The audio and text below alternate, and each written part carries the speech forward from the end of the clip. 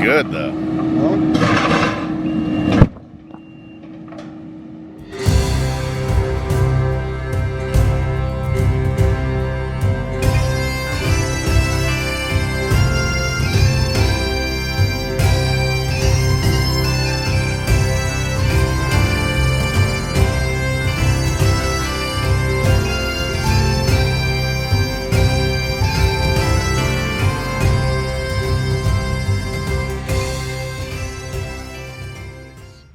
Long Mean just went through a 6-week closure and all went well.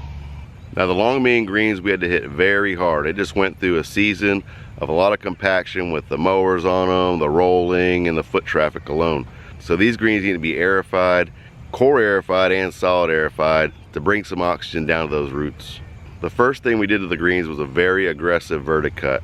This helps bring out some of that organic material, helps promote some growth, and get rid of some of that grain. This aggressive verticutting was a lot more aggressive than our typical Monday closure with the light verticut tickle to the greens. The greens heal back very well, especially how aggressive we went to them on this closure. They'll continue to get better and better every day, and you'll see the speeds increase as we go through. We got a lot of little projects done here on this Long Mean closure. One big project you're going to notice is the brand new cart path here on number 1. I know the seasonal members may not realize this, but summertime, when we get those heavy rains, this cart path here is always flooded. Sometimes a foot of water. So what happens is carts drive around the grass and kind of rut it up a bit. It's always nasty and muddy in the summertime. So to prevent that, we took this cart path and we raised it up a little bit and added a basin to now all the water drains to that basin and flushes into a natural area.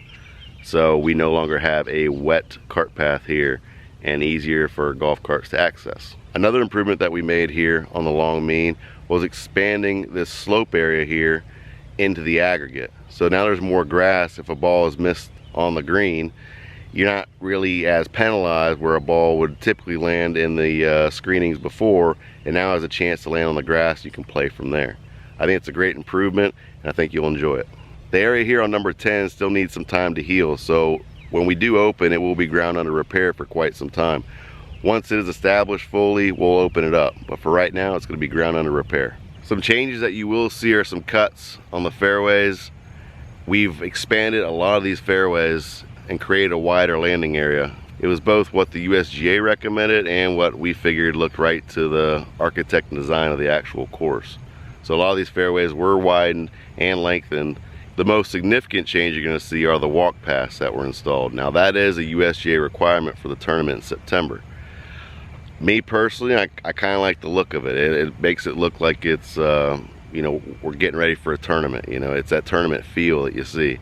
You can help us keep that definition on those walk paths by avoiding any cart traffic crossing it, or definitely don't drive down the middle of them. I know it's tempting, but if you could avoid those walk path areas with your golf cart, it'll help keep that definition a lot better. Speaking of keeping that definition a little bit longer, you'll see on the fairways and rough, it is well defined of that line.